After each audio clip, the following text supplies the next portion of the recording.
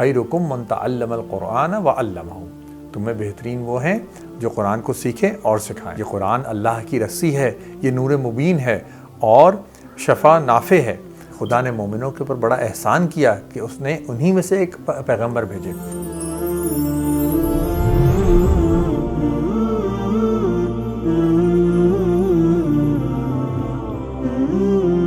نحمدہ ونصلی علی رسولہ الکریم، اما بعد فاعوذ باللہ من الشیطان الرجیم، بسم اللہ الرحمن الرحیم۔ السلام علیکم دوستو، ڈیپ ڈائیو انٹو قرآن کے پہلے لیکچر کے ساتھ میں آپ کے سامنے حاضر ہوں۔ آج ہم 3 میجر ٹاپکس پہ بات کریں گے۔ سب سے پہلے میں عظمت قرآن کے اوپر بات کروں گا، پھر اس کے بعد ہم یہ بات دیکھیں گے کہ قرآن کا علم کیوں حاصل کریں، اور خاص طور پہ اس طریقے سے کہ اس کی گہرائی اور گہرائی میں جا کے ہم قرآن کا علم حاصل کریں، اس کی کیا ضرورت ہے۔ پھر اس کے بعد ہم یہ دیکھیں گے کہ قرآن سے ہمارے تعلق کے درجات کیا کیا ہیں۔ انشاءاللہ اس کے ذیل میں 2 اور ٹاپکس ہیں، جب وہ آئیں گے تو وہ آپ کے سامنے میں پیش کر دوں گا۔ تو سب سے پہلے قرآن کی عظمت کے حوالے سے صحیح ابن حبان میں روایت ہے، نبی اکرم صلی اللہ علیہ وسلم فرماتے ہیں فَإِنَّ هَذَا الْقُرْآنَ سَبَبٌ طَرَفُهُ بِيَدِ اللَّهِ، کہ بے شک اس قرآن کا ایک سرا اللہ کے ہاتھ میں ہے، وَطَرَفُهُ بِأَيْدِيكُمْ، اور دوسرا سرا تمہارے ہاتھ میں ہے، فَتَمَسَّكُوا بِهِ، تو اس کو مضبوطی سے تھامو، اس کو مضبوطی سے پکڑو، فَإِنَّكُمْ لَن تَضِلُّوا وَلَن تَهْلِكُوا بَعْدَهُ أَبَدًا، کہ بے شک اس کے بعد نہ تم گمراہ ہوگے، لن تضلوا، نہ تم گمراہ ہوگے، ولن تہلکوا، اور نہ تم ہلاکت میں پڑو گے اگر یہ کام کر لو گے کہ اس قرآن کو مضبوطی سے اپنے ہاتھ میں تھام لو گے۔ پھر اس کے بعد اللہ تبارک و تعالیٰ نے فرمایا وَاعْتَصِمُوا بِحَبْلِ اللَّهِ جَمِيعًا، کہ اللہ تبارک و تعالیٰ کی رسی کو مضبوطی سے تھامو۔ اور اللہ کی رسی کیا ہے؟ مفسرون نے یہی بتایا، یہ قرآن اللہ کی رسی ہے۔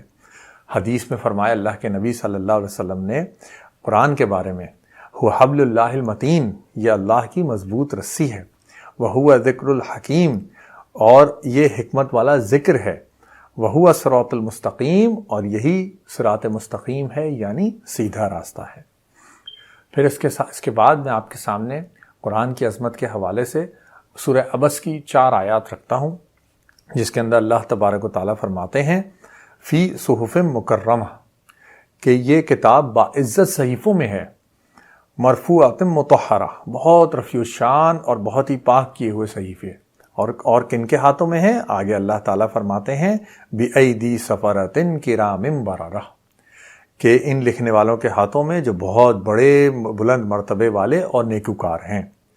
ام عائشہ فرماتی ہیں، صحیح بخاری کی حدیث ہے، حضور اکرم صلی اللہ علیہ وسلم نے فرمایا کہ الماہر بالقرآن مع السفرۃ الکرام بررہ، کہ جو شخص قرآن کا ماہر ہو، اس کو صحیح طرح پڑھتا ہو، سمجھتا ہو، اس کا رتبہ بھی ان فرشتوں کا سا ہے جیسا کہ سورہ عبس میں فرمایا سفرۃ کرام بررہ۔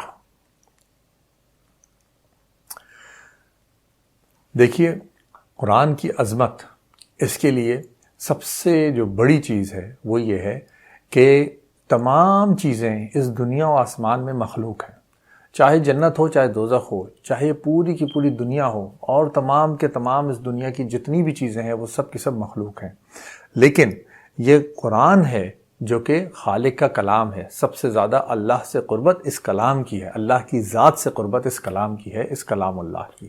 یہ اس کی عظمت کی سب سے بڑی دلیل ہے۔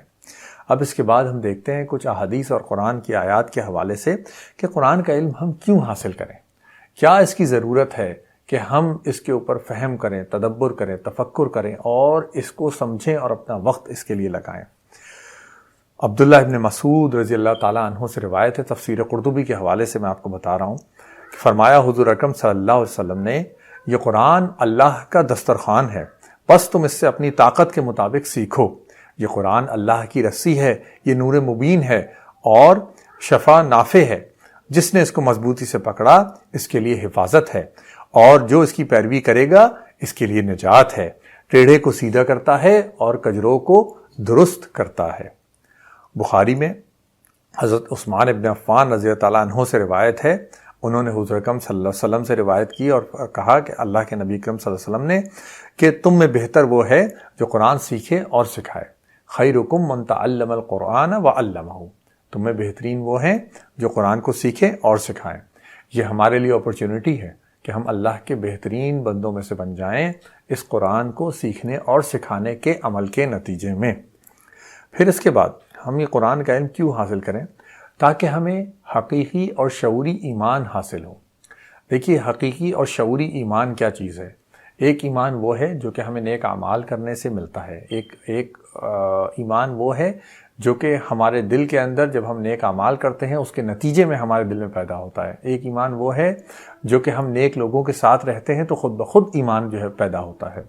لیکن ایک ایمان وہ ہے جو کہ شعوری ایمان ہو، جو کہ انٹلیکٹ کے ساتھ ہو، جو کہ ریشنلی اور پریکٹیکلی ہمیں قرآن کے ساتھ جوڑے۔ یہ کس طریقے سے حاصل ہوتا ہے؟ یہ اس قرآن کے ہی ذریعے سے حاصل ہوتا ہے۔ جو ڈیوائن نالج ہے وہ یہ جو 5 سینسز اللہ تعالیٰ نے ہمیں دی ہیں یہ اس کے بیونڈ سے ہمیں ملتی ہے، اور جو الٹیمیٹ ٹروتھ ہے، جو الٹیمیٹ ٹروتھ اور جو ڈیوائن ٹروتھ ہے یہ ہمیں اسی قرآن کے ذریعے سے ملے گا کہ ہم شعوری طور پہ اس کو سمجھ سکیں۔ پھر اس کے بعد قرآن کا علم ہم کیوں حاصل کریں؟ اس لیے کہ یہ ہمیں قرآن اس دنیا میں ہمیں صحیح فیصلے کرنے ہیں یا غلط فیصلے کرنے ہیں، یا جو بھی ہم فیصلہ کر رہے ہیں وہ صحیح ہے یا غلط ہے، یہ ہمیں کیسے پتہ لگے گا؟ یہ ہمیں قرآن کے ذریعے سے پتہ لگے گا تاکہ ہم رائٹ وے آف لائف کو چوز کر سکیں اور رانگ وے آف لائف کو چھوڑ سکیں۔ پھر اس کے بعد ہم اپنی زندگی کے اندر بہت ساری مشکلات جن کا کہ ہم سامنا کرتے ہیں، ان میں سے ہم یہ سمجھتے ہیں کہ شاید یہ مشکلیں دین کی وجہ سے ہماری زندگی کے اندر آئی ہیں، جبکہ دین کے حوالے سے اللہ تبارک و تعالیٰ یہ کہتے ہیں حضور اکرم صلی اللہ علیہ وسلم سے کہ ما انزلنا الیک القرآن لتشقی، ہم نے یہ قرآن اس لیے تمہارے اوپر نہیں نازل کیا کہ تم مشقت میں پڑ جاؤ، الا تذکرۃ لمن یخشی، بلکہ یہ تو تذکرہ ہے، یہ تو تذکیر ہے کس کے لیے؟ جو لوگ کہ خشیت کرتے ہیں، جو لوگ کہ اللہ کی پرہیزگاری اختیار کرتے ہیں۔ اس کی میں آگے وضاحت کرتا ہوں اس اگلے ٹکڑے کی، اس آیت کی، اگلی آیت کی۔ لیکن یہ مشقت کیا ہے؟ یہ مشقت یہ ہے کہ زندگی مشکل ہو جائے۔ اس کا الٹ کیا ہے؟ اس کا مفہوم المخالفہ کیا ہے؟ اس کا مفہوم المخالفہ ہے خوشحالی، اس کا مفہوم المخالفہ ہے خیر، سکون، اطمینان، خوشی۔ یعنی یہ قرآن اللہ تبارک و تعالیٰ نے نازل کیا تاکہ خیر، سکون، اطمینان، خوشی اور خوشحالی ہم حاصل کر سکیں۔ بہت ساری چیزیں ایسی ہوتی ہیں جو کہ ہم اپنے اوپر اپنی زندگی خود مشکل کر لیتے ہیں معاشرے کی وجہ سے، معاشرے کے نارمز کی وجہ سے۔ وہ دین نے ہمارے لیے مشکل نہیں کی ہوتی، بلکہ معاشرے کی وجہ سے ہم اس کو دینی لیبل لگا کے اور اپنے لیے اپنی زندگی کو مشکل کر لیتے ہیں۔ یہ تمام گرہیں کیسے کھلیں گی؟ یہ تمام مشکلات کیسے دور ہوں گی؟ جب ہم قرآن پڑھیں گے اور صحیح علم اس کے ذریعے سے حاصل کریں گے، اور مفسرون نے جو علم ہمارے لیے دیا ہے ہم اس کو پڑھیں گے اور سنیں گے اور اس کو سمجھیں گے۔ تو یہ ایک اور ریزن ہو گئی کہ زندگی میں آسانی ہو۔ پھر اس کے بعد ایک بہت بڑا ریزن وہ کیا ہے اس قرآن کے علم کو حاصل کرنے کے نتیجے میں؟ وہ یہ ہے کہ آخرت کی ہم تیاری کر سکیں، اپنے بعد الموت یعنی موت کے بعد اٹھائے جانے کے حوالے سے جو ہماری برزخی زندگی، جو ہماری ابدی زندگی ہے، اس کی ہم تیاری کر سکیں۔ اور وہ کیسے ہوگا؟ وہ ایسے ہی ہوگا کہ ہم قرآن کے ذریعے سے اس زندگی کو سمجھیں، اس میں کیے جانے والے اعمال کو سمجھیں، سنت کے ذریعے سے، احادیث کے ذریعے سے اس چیز کو سمجھیں گے تو ہمارے سامنے اس چیز کی پریپریشن اور اس کے اوپر عمل کرنا جو کام ہے کرنے کے، اس کے حوالے سے آسانی ہوگی۔ پھر اس کے بعد ایک چیز جو بہت امپورٹنٹ ہے کہ ہم کیوں اس کو قرآن کو بہت زیادہ ڈیپ ڈائیو کر کے اور بہت زیادہ ٹائم لگا کے، وقت لگا کے، میں نے جو ہے انٹروڈکشن میں بتایا کہ شاید ایک آیت کے اوپر ایک پورا لیکچر ہو، وہ کیوں؟ وہ اس لیے تاکہ اس زبان سے ہمیں محبت ہو جائے۔ یہ جو لغت ہے، عربی زبان ہے، یہ بڑی یونیک زبان ہے۔ اس کی کچھ چیزیں ہیں جب ہم انشاءاللہ بسم اللہ کے اوپر پہنچیں گے تو میں آپ کو بتاؤں گا کہ یہ بہت ہی اس کے اندر بہت ان ڈیپتھ میننگز موجود ہیں، ایک ایک حرف کے لیے جو ہے وہ میننگز موجود ہیں، ایک ایک لفظ نہیں بلکہ ایک ایک حرف کے لیے۔ تو اصل جو پرپز ہے وہ یہ ہے اس لیکچر کا، اس ڈیپ ڈائیو انٹو قرآن کا، کہ ہمیں اس کی زبان سے محبت ہو جائے، ہم اس کی گہرائی اور اس کی گہرائی تک پہنچ سکیں، ہم اس کی نزاکتیں اور اس کی جو نفاستیں ہیں یہ ہمارے سامنے واضح ہوں۔ دیکھیے کسی بھی زبان میں اگر کوئی شعر کہا جائے اور اس کو کوئی شخص ترجمہ کر کے بتائے تو اس کے جو میننگ ہے وہ لاسٹ ہو جاتے ہیں. اس کی جو اصل چیز جو کہ ہمیں اخذ کرنی چاہیے یا جو کیفیت ہمارے دل میں پیدا ہونی چاہیے، غالب کا کوئی شعر سن کے وہ آپ کسی انگریز کو ترجمہ کر کے بتا دیں جتنی بھی انگلش میں، وہ کیفیت کبھی بھی اس کے اندر اس کے اوپر نہیں طاری ہوگی. یہی حال لطیفے کا بھی ہے کہ اگر کوئی لطیفہ ہو اور وہ کسی دوسری زبان میں ٹرانسلیٹ کر لیا جائے تو وہ اپنے جو معنی ہیں وہ کھو دیتا ہے. یہی حال اس قرآن کا ہے. جب ہم ترجمہ پڑھتے ہیں، جب ہم تفسیر پڑھتے ہیں تو اس کے جو اصل معنی ہیں ٹھیک ہے، مطلب ہمارے سمجھ میں آ جاتا ہے کہ اللہ تعالیٰ کیا کہہ رہے ہیں، لیکن اس کے جتنے اینگلز ہیں وہ بات ہمارے سامنے واضح نہیں ہوتی. یہ کیسے واضح ہوگی کہ جب ہمارے اندر اس عربی زبان کو سیکھنے کی محبت اور لگن اور چاہت اور چاشنی پیدا ہو جائے، اور تاکہ ہم اس کے بعد اپنے وقت کو صرف کریں اس قرآن کو سیکھنے کے لیے. پھر اس کے بعد ایک چیز مجھے آپ سے سوال کرنا ہے، نیچے کامنٹس میں آپ ضرور بتائیے گا کہ جب ہم یہ صورتیں پڑھیں تو کیا ہم ان کی عربک گرامر کو بھی جو ہے وہ کور کریں یا صرف اور صرف اس کو لیکچر کا جو انداز ہے اسی طریقے سے لے کے چلیں. تو یہ ضرور بتائیے گا کہ عربک گرامر کو میں کور کروں یا اس کو نہ کور کروں. پھر اس کے بعد جو اگلا ٹاپک ہے میرا وہ یہ ہے کہ قرآن سے تعلق کے درجات کیا کیا ہیں، یعنی لیولز آف کنیکشن وتھ قرآن وہ کیا کیا ہیں، میں آپ کے سامنے رکھتا ہوں. پہلا لیول ہے سننا یا پڑھنا، جس کو کہ ہم تلاوت کرتے ہیں، جس کو کہ ہم جو شخص تلاوت کر رہا ہو اس کو سنیں ہم. تو یہ پہلا لیول ہے قرآن سے تعلق کا، قرآن سے کنیکشن کا. دوسرا جو لیول ہے وہ یہ ہے کہ یہ ریمائنڈر ہو جائے ہمارے لیے، ہم اس سے نصیحت حاصل کر لیں. جیسے کہ قرآن میں فرمایا تذکرۃ لمن یخشی، کہ یہ ابھی میں نے سورہ طٰہٰ کے اندر میں نے آپ کو آیت پڑھ کے بتائی تھی کہ اس شخص کو نصیحت دینے کے لیے اللہ نے نازل کی جو کہ خوف رکھتا ہے، جو کہ اللہ کی خشیت رکھتا ہے. یہ دوسرا لیول ہے. تیسرا لیول ہے تفکر. تفکر کا کیا مطلب ہے؟ تفکر کا مطلب ہے ڈیپ تھنکنگ. قرآن میں 18 دفعہ جو ہے یہ تفکر استعمال ہوا اور اس کے جو ڈیریویٹیوز ہیں وہ ہمارے سامنے آئے. اللہ تبارک و تعالیٰ کئی چیزوں کے اوپر ہمیں تفکر کرنے کو کہتے ہیں، اپنی ذات کے اوپر، زمین و آسمان کے اوپر، کائنات کے اوپر، جانوروں کے اوپر، چرند پرند کے اوپر، اس پوری کائنات کے اوپر اللہ تعالیٰ ہمیں تفکر کرنے کی بار بار جو ہے وہ دعوت دیتے ہیں. پھر اس کے بعد جو سب سے بڑا، سب سے اوپر کا لیول ہے وہ ہے تدبر. تدبر کیا چیز ہے کہ کسی چیز کی ڈیپتھ تک پہنچا جائے، کسی چیز کے ٹریجرز تک پہنچا جائے، اور جیسے کہ ڈیپ ڈائیو کرنے کے بعد اور سمندر سے اس کے جو ٹریجرز ہیں ان تک پہنچا جائے. اس چیز کا نام ہے تدبر. ٹھیک ہے. اور اس کے اندر مزید ہم کس طریقے سے تدبر کریں؟ اس طریقے سے تدبر کریں کہ جب قرآن پڑھا گیا اور قرآن نازل ہوا تو نبی اکرم صلی اللہ علیہ وسلم نے کیا بتایا، صحابہ کرام نے اس کو کیسے لیا، صحابہ کرام نے اس کو کیسے سمجھا، اس کے بعد مسلمانوں نے عام مسلمانوں اس کو کس طریقے سے لیا، اور سب سے بڑھ کے یہ بات کہ مفسرون نے اس کو کس طریقے سے لیا اور ہم تک بات پہنچائی. اس پورے کورس کے اندر یہ بات یاد رکھیے گا کہ میں کبھی بھی کوئی نئے معنی کسی چیز کو پہنانے کی کوشش نہیں کروں گا، بلکہ جو بھی باتیں ہوں گی وہ مفسرون کی اس کتابوں سے اخذ کر کے آپ کے سامنے رکھوں گا. جیسا کہ میں نے پہلے ہی بتایا الفاظ میرے ہوں گے، لیکن ہم صرف اور صرف وہی چیز سامنے رکھیں گے آپ کے جو کہ مفسرون نے اس کے قرآن کے کو سمجھ کے اور آثار سے سمجھ کے اور ہمارے سامنے رکھا. پھر اس کے بعد ہم یہ بات سمجھیں گے اور یہ بات دیکھیں گے، جیسا کہ اما عائشہ نے فرمایا جب ان سے سوال کیا کہ حضور اکرم صلی اللہ علیہ وسلم کے خلق کے بارے میں، تو انہوں نے کیا کہا، کانا خلقہ القرآن، کہ حضور اکرم صلی اللہ علیہ وسلم کی سیرت قرآن ہی تھی.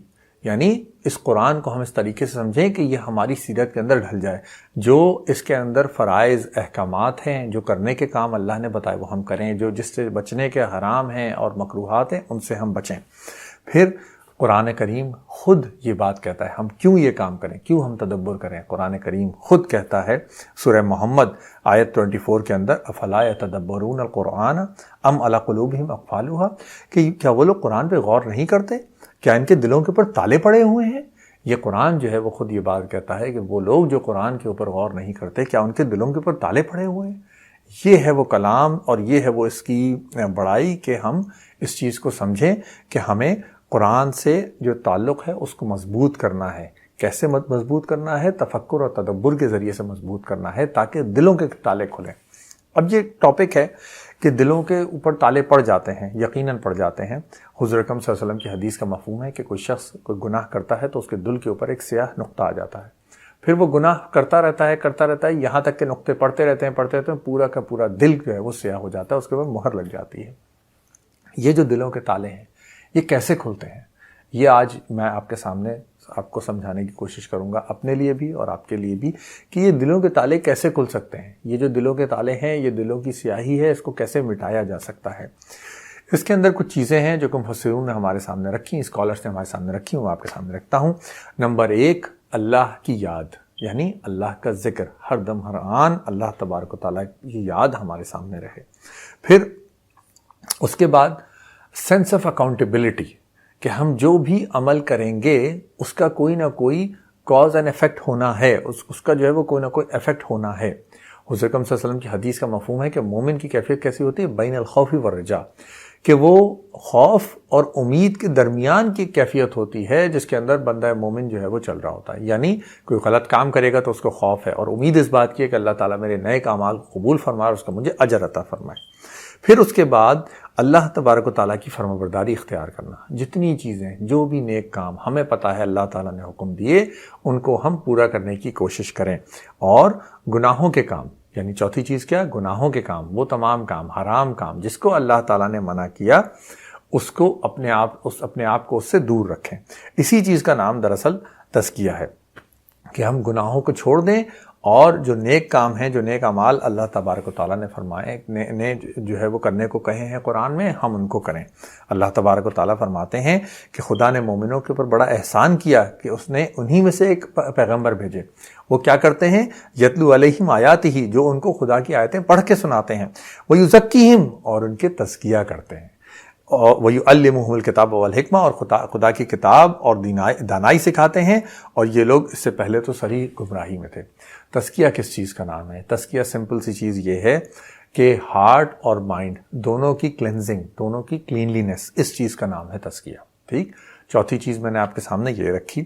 پھر اس کے بعد دلوں کے تالے کیسے کھلتے ہیں؟ توبہ سے کھلتے ہیں۔ سب سے زیادہ بہترین جسے کہتے ہیں چیز یہ ہے کہ ہم اپنے گناہوں پہ نادم ہوں اور اس کے اوپر توبہ کریں۔ 3 الف کا اصول، 3 الف کا قاعدہ یاد رکھیے، اعتراف، احساس اور اصلاح۔ یعنی ہم اعتراف ہو ہمیں اس بات کا کہ ہاں ہم نے گناہ کیا، احساس ہو اس بات کا، اس کے نتیجے میں اعتراف ہو، اور پھر اس کے بعد ہم اصلاح حال کر لیں۔ یہ ہے توبہ کا صحیح طریقہ۔ اس کے بعد اپنی جو دوستیاں ہیں یا اپنے جو دوست ہیں، اپنی جو گیدرنگز ہیں، ان کو بہتر کریں۔ یہ بڑی امپورٹنٹ چیز ہے کہ ہم جو ہے وہ اپنی جو دوستیاں ہیں وہ بہتر کریں۔ یوم الحشر کی حسرتوں میں سے ایک جو ہے وہ یہ ہے سورہ فرقان کی آیت 28، جس کے اندر اللہ تبارک و تعالیٰ فرماتے ہیں کہ بندہ کیا کہے گا، یا ویلتا لیتنی لم اتخذ فلانا خلیلا، کہ اے کاش میں نے فلانے کو اپنا دوست نہ بنایا ہوتا، میں نے اس شخص کو اپنا دوست نہ بنایا تھا، اس کی دوستی کے نتیجے میں برے ٹریک کے اوپر چڑھ گیا اور میں نے غلط کام کیے۔ سمجھ رہے آپ، یہ قیامت کے دن کی حسرتوں میں سے ایک حسرت ہے۔ حضور اکرم صلی اللہ علیہ وسلم کی حدیث ہے کہ اور المرء علی دین خلیلہ، کہ انسان، شخص اپنے دوست کے دین کے اوپر ہوتا ہے، یعنی اپنا دوست ہم جو ہے وہ صحیح چنیں اور اپنی جو گیدرنگز ہیں وہ بہترین رکھیں، نیک اور صالح لوگوں کی صحبت اختیار کریں۔ ایک اور بھی جب ہم حسرتوں کی بات کر رہے ہیں، سورہ فرقان کی آیت 28 میں نے آپ کے سامنے رکھی، اللہ کے نبی کی بھی ایک حسرت ہوگی۔ قرآن جو ہے یہ بات بتاتا ہے قیامت کے دن اللہ کے نبی کیا کہیں گے، وقال الرسول، اللہ کے نبی کہیں گے، یا ربی، اے رب، انا قومی اتخذوا ھذا القرآن مہجورا، کہ بے شک میری قوم نے قرآن کو بالکل نظر انداز کر رکھا تھا، اس کو پیٹھ پیچھے ڈال دیا تھا۔ یہ ہے وہ چیز جو کہ حضور اکرم صلی اللہ علیہ وسلم کی بھی جو ہے وہ اللہ تبارک و تعالیٰ سے شکوہ ہوگا، ان کی بھی جو ہے وہی حسرت ہوگی۔ قرآن کے حوالے سے میں آپ کے سامنے رکھ رہا ہوں، جو کہ قیامت کے دن حضور اکرم صلی اللہ علیہ وسلم جو ہے وہ اللہ کو بتائیں گے۔ اب دیکھیے، آخری چیز جو آج کی میں آپ کے سامنے رکھنا چاہتا ہوں، بہت سارے لوگ ہمیں بہت ساری چیزیں بتاتے ہیں کہ مسلمان اس وقت اس دنیا میں کیوں سب سے زیادہ پیچھے ہیں، کیوں سب سے زیادہ پٹ رہے ہیں، کیوں سب سے زیادہ جو ہے وہ ان کے اوپر مار پڑ رہی ہے، ان کو ہر جگہ کیوں ذلیل و خوار ہیں، ہم پوری رسوائی کیوں ہیں پوری کی پوری امت مسلمہ کے اوپر بائی اینڈ لارج۔ تو قرآن کے ہی حوالے سے یہ مطلب یہ چیز میں آپ کے سامنے رکھنا چاہتا ہوں کہ قرآن سے دوری، اس کے اوپر غور و خوض کا نہ کرنا، بلکہ اپنی مرضی کے احکامات کے اوپر عمل کرنا، اور جو باقی احکامات جو تمام اللہ تعالیٰ نے دیے ان کے اوپر نہ عمل کرنا، یہ وہ تمام چیزیں ہیں جس کی وجہ سے آج بحیثیت امت ہم ذلت اور پستیوں کے اندر گرے ہوئے ہیں۔ کئی قرآن کی آیات ہیں، میں ان کے اندر ڈیٹیل میں نہیں جاؤں گا، وقت میرے پاس بہت کم ہے، لیکن علامہ اقبال کا ایک شعر جو کہ انہوں نے جواب شکوہ میں اس کے حوالے سے کہا، وہ آپ کے سامنے رکھتا ہوں۔ وہ زمانے میں معزز تھے مسلمان ہو کر، اور تم خوار ہوئے تارک قرآن ہو کر۔ یہ ہے وہ چیز اس قرآن کو چھوڑ دینے کے نتیجے میں کہ آج ہم خوار ہیں اس دنیا میں، آج ہم ذلیل و خوار ہیں اس دنیا میں۔ ضرورت اس بات کی ہے کہ ہم خود بھی دین کا علم حاصل کریں، اور اپنے بچوں کو بھی دنیا کی تعلیم کے ساتھ ساتھ جو دین کی تعلیم اور تربیت ہے اس کے اوپر خاص توجہ دیں۔ مسلمانوں پہ زوال اس وقت آیا جب مسلمانوں نے سائنس کا علم ایکوائرڈ نالج میں آگے بڑھنا چھوڑ دیا، ریسرچ اینڈ ڈیولپمنٹ چھوڑ دی۔ یہ بیلنس کون سکھائے گا؟ یہ بیلنس ہمیں قرآن سکھائے گا۔ یہ ہے وہ چیز جس کو کہ ہمیں پکڑنا ہے تاکہ ہم اپنی پوری زندگی قرآن کی ہدایات کے حوالے سے، قرآن کی ہدایات کے حساب سے گزار سکیں۔ اللہ تبارک و تعالیٰ کا شکر ادا کرتے ہیں کہ اللہ نے ہمیں اس چیز کی توفیق دی کہ قرآن کو ہم پڑھنے، سننے، سمجھنے اور سیکھنے والے بنے، انتہائی آرام کے ساتھ اپنے گھروں کے اندر، اپنے کمفرٹ زون کے اندر، اور اللہ سے دعا ہے جو بھی کہا اور سنا ہے اس کے اوپر عمل کرنے کی توفیق عطا فرمائے۔ آمین۔ السلام علیکم ورحمۃ اللہ وبرکاتہ۔